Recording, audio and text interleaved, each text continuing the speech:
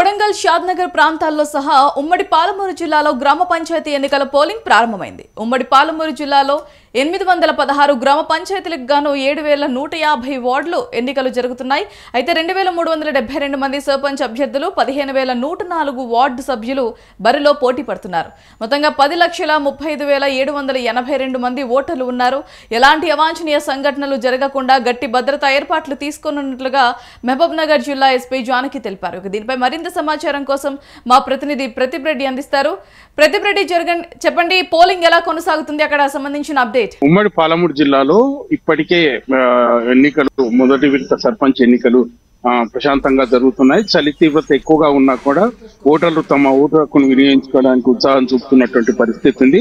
మరోవైపు 816 మొత్తం గ్రామ పంచాయతీలకు గాను ఈ రోజు మొదటి విడతలో భాగంగా 700 వార్డులకు ఎన్నికలు జరుగుతున్నాయి. అలాగే 2372 మంది సర్పంచులు, 104 మంది సభ్యులు ఈ మొదటి విడత బరిలో పోటీలో నిల్చున్నారు.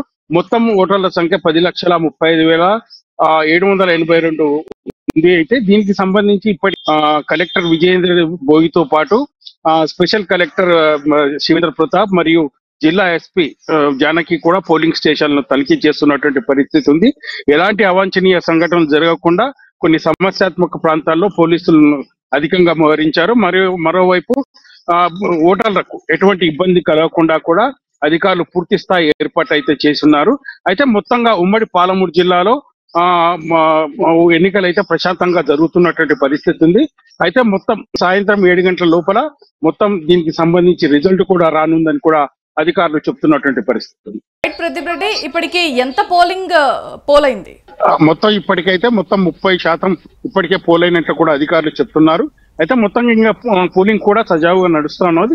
ఎక్కడ కూడా ఎటువంటి అవాంఛనీయ సంఘటన కూడా జరిగినట్టు కూడా మనకు సమాచారం లేదు. అయితే దీనికి సంబంధించి ఇప్పటికే పోలీసులు కూడా ఆయా ప్రాంతాల్లో గట్టి ఏదైతే భద్రతా ఏర్పాట్లు అయితే చేస్తున్నటువంటి పరిస్థితి ఉంది.